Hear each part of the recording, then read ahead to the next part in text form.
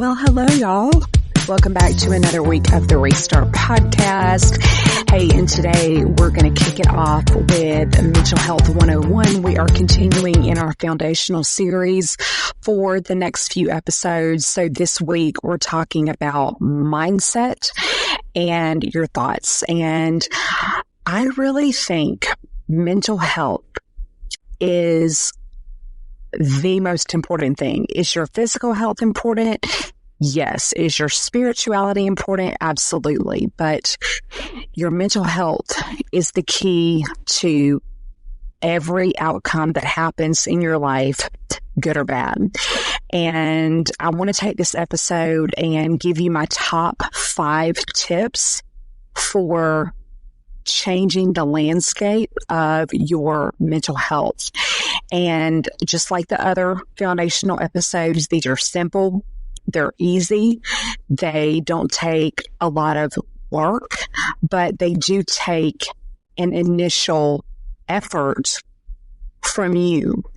And once you can start incorporating these into your daily life, you will see your life change, guaranteed.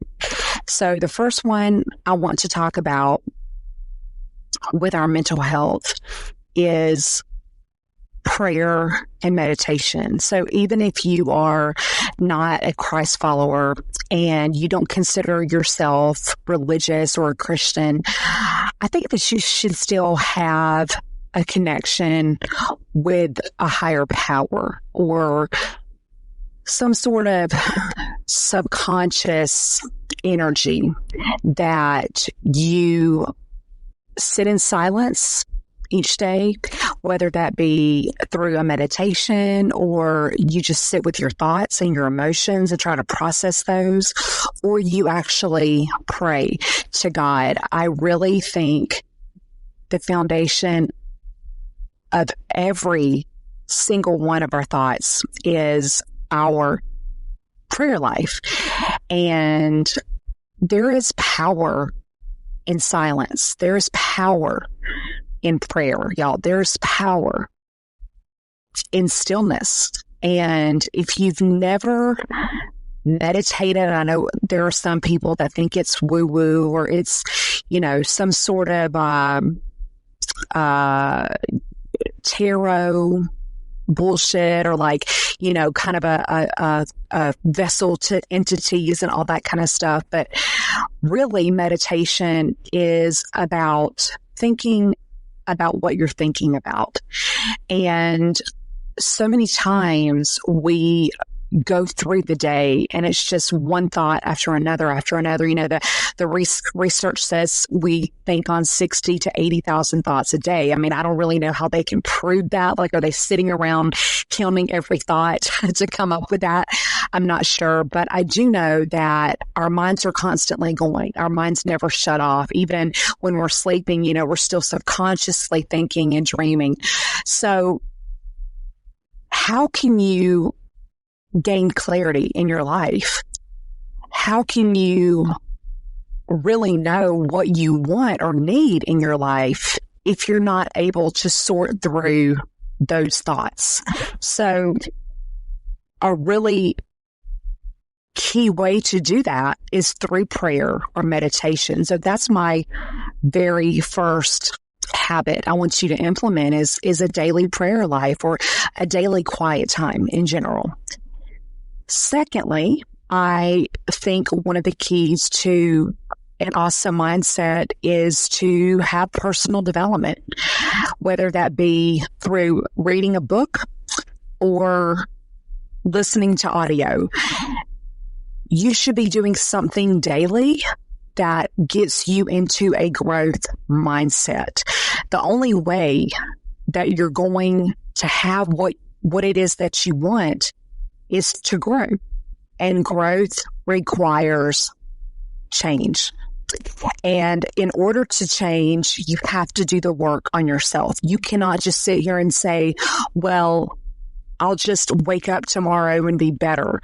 That's not going to work. You're going to have to put effort and intentional work into changing. And one of the best things that I've done ever is work on myself. And I do that in my personal life through an app called Growth Day by Brendon Burchard. And you can download it on the App Store for both Apple and Android. And it is $29 a month, but it is literally like having therapy in your ear every single day. There's something he does called the Daily Fire, which is where he talks to you every single day. And every audio, it drops off at midnight and a new one starts. So you're never going to hear the same thing twice. And it's him talking to you in your ear, which if you know anything about Brendon Burchard, he is the top motivational speaker and coach in the world. So to have access to him on the daily is incredible. And it doesn't have to be Growth Day. It can be any app or any format that you choose, but you should definitely work on yourself every day. A lot of people use Audible and listen to, personal growth through that app. And then some people prefer to read. So it's truly whatever works for you and your schedule, but definitely work on yourself intentionally. Put yourself first thing in the morning after you get up and have your coffee or water. Listen to an audio, read a chapter in a book. You say, well, I don't have time. Well, there's something called waking up earlier that a lot of people need to do in their life in order to get more stuff accomplished in their day, right? So whatever you have to do, make that personal development a top priority. Number 3, I would say for your mindset is to journal. You all, I used to think journaling was a waste of my time. I was like, why do I need to go and write down what I'm thinking? I can just think about it and sort it out in my head, right? But that's before I actually started journaling myself. And I've only been doing it consistently for about a week or two as of the time of the recording of this podcast.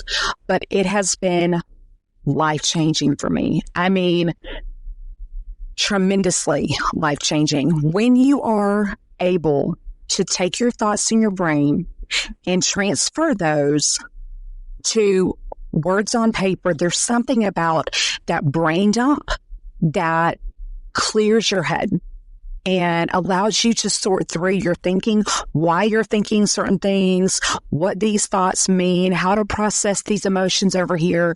So journaling is fabulous. It is a way to sort through the confusion. And you can get a blank page journal and just every day write down what's on your mind, or you can get what I use also from Brendon Burchard called the High Performance Journal. And it is it is your typical journal, but he gives you prompts every day to write about. So he might say, tell me one thing that happened that you're grateful for today. Tell me what you're most grateful for in the last 72 hours. Or how would you go about showing someone that you valued them today? How would you show excellence? Things like that. So definitely journal. And you can decide if you want to do it morning or evening. Personally, I do both. But a lot of people wait until the evening to journal when they can reflect on their day. And some people want to get up and just, dump their thoughts first thing in the morning. So whatever works for you, but you need to incorporate journaling into your daily life. Number 4, to add on to that, I would say to enhance your mental health, you need to have a schedule or some sort of planner. And this is also based on personal preference. I, for one, again, use Brendon Burchard's High Performance Planner, and it is a scheduler, but it's also a way to reach your goals faster, understand your dreams and your visions, and really get everything in a line visually where you can open the planner, look at it and say, okay, this is exactly what I need to do today. These are my main goals, my main tasks. This is what has to be done by the end of the week, by the end of the day, by the end of the month.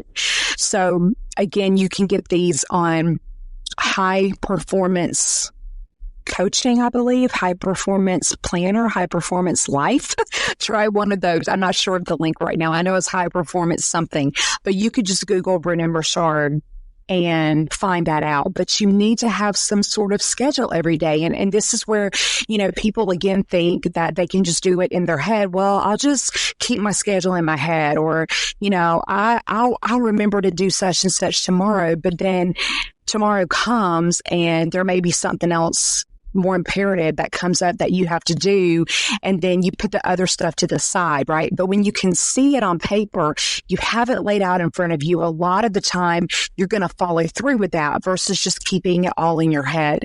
And again, there's something about that pen to paper, writing stuff down that really allows you to accomplish what you set out to do versus just keeping it all in your brain. So even if you want to do a schedule or a planner digitally, a lot of people choose to use their phone because that's with them all the time. That's fine. But you need a schedule or some sort of planner.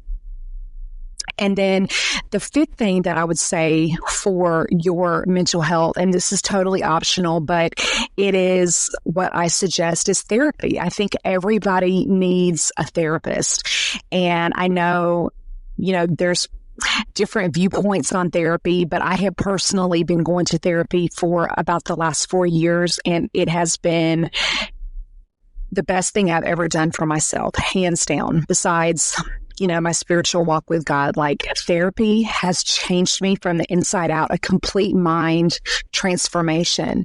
And some people may say, well, that's not my thing, or I can't afford it. But I would say look into your insurance and see if they cover it, see if they will pay for at least part of it or most of it. And you only have to pay a little bit of a copay.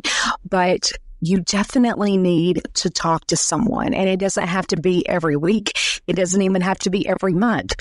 It's up to you and what's going on in your life, but you definitely need to talk to a professional who is not going to judge you. Therapists are safe.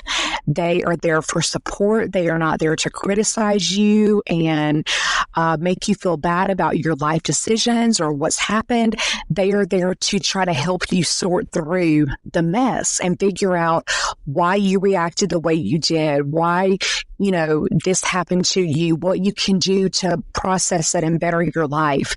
So I recommend therapy. And if that's not something that is in your budget or something you want to do right now, then maybe talk to a trusted friend or family member that you can vent to. And again, they're not going to judge you. They'll keep your information private and they will help you. And maybe it's someone that you look up to, someone that can mentor you, can assist you and help you take the right next step or push you in that right direction. So these are my 5 simple, easy, efficient steps to help your mental health. And I know mental health is kind of a buzzword now in society, but it really is the key to living a happy, fulfilled, content life. If you don't know what you're thinking about, and more importantly, you don't know why you're thinking about these things, it can never get better. It might get better temporarily, but the brain is always going to default back to those negative thoughts. And you have to train your brain. You have to train your mind to think positively, just like you train your body to have more speed or power or endurance. It's the same with your brain. You need to train your brain to see the good in things, to see the good in other people, to see the good in yourself.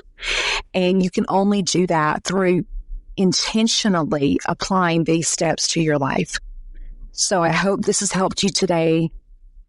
Please like, review, and share this podcast. I would greatly appreciate it. Thank you for being here. Thank you for choosing to listen and restart your own life. This is the Restart Podcast. And until next time, guys, have a wonderful week ahead.